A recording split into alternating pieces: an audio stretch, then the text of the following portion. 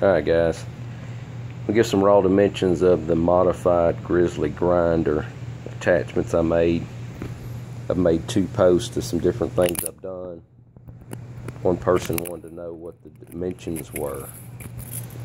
So it can kind of vary, so I'm going to give you just kind of some rough dimensions.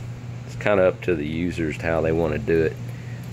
This piece here is 13.5 inches long. Piece above it's also 13.5 inches long. I've got them spaced 5.5 inches. My tracking wheel is center of it's about 2 inches above this top bar. So however you build these things, that kind of gives you some spacing. This is 2 inches above this, and this piece here from the bottom to the center of pivot is 4.5. So you got 4.5 is the center of your top bar. 2 inches higher than that's the center of your tracking wheel. The telescopic piece is also 13.5 inches. That allows you enough span that you can slide it out, and yet it's not sticking all the way to the back. I have these double lockdown bolts. 2 bolts definitely necessary. I've got them spanned at center to center 5.5 inches, starting 1.5 inches from the end.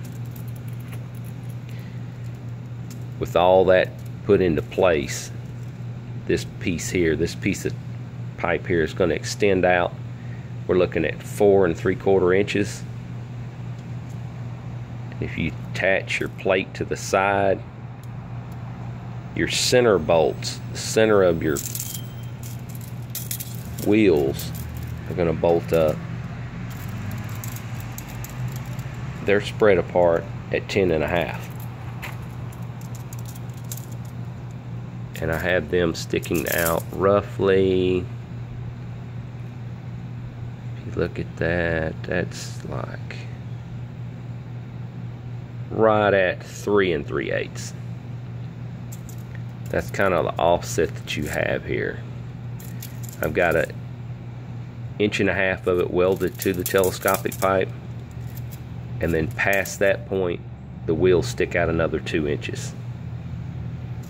So your overall distance from the front of that outside tube to the center of your wheels is 6.5, 6 3/8, somewhere around there, 6 5/8 probably. And like I said, they're spread apart at 10.5 inches from center to center, and that's going to give you this spacing here. That's going to give you about an 8-inch surface to grind on. If you're going to do a lot of fixed blades, that might not be enough. You might want to spread them out some more.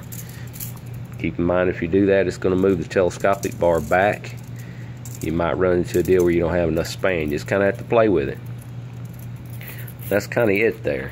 The spacing from how far out on the Grizzly arm, the original Grizzly arm, is I have it, if you measure right there, I have it right at 2.5 inches. So I've mounted it to the original Grizzly lower arm 2.5 inches from where it mounts to the grinder itself. And it's mounted to the original threaded inserts that are on the Grizzly arm through this piece of 2x2 angle iron. All this stuff is just scrap metal you can get from a metal shop. A lot of shops will let you buy drop pieces, or they'll cut whatever you want. I've got a rubber wheel at the top so I can grind radiuses, and I keep a metal one at the bottom. This part here don't pivot.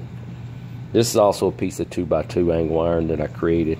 A piece of tempered glass from USA knife makers. Everything's pretty much tack welded.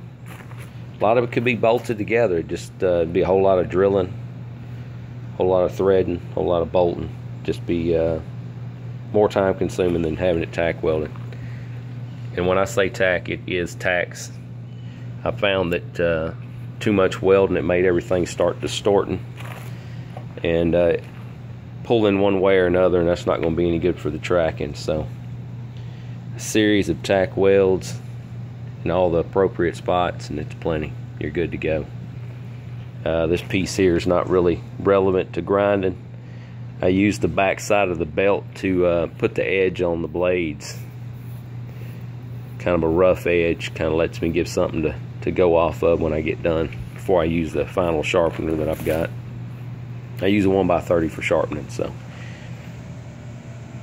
that's kind of what we got. And if you're going to use the existing wheel, that's how it's mounted. And the piece it's mounted on is 22.5 inches long. The plate for the bearings is 5x6. I have my bearings spaced out 4.5 inches. And the post piece of cold roll that I have it all mounted on, I had a machine shop thread this. And that piece is, let's see, this is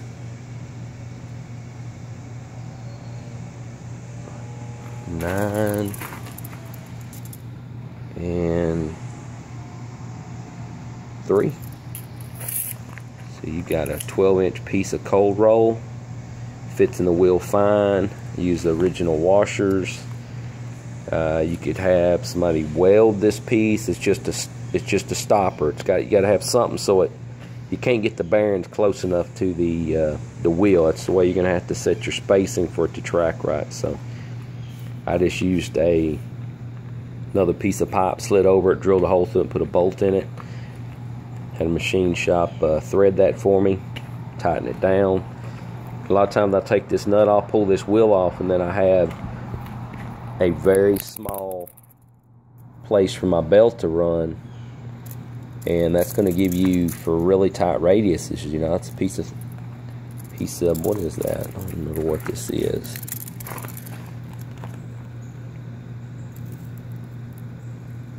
Yeah, it's a piece of 5/8 cold roll. So it gives you a 5/8 radius that you can run a belt over for doing really tight, like finger choils or something like that. That's how I do it. So tool rest that I made for it, it's a piece of 8-inch by 3. It's a 1/4-inch plate.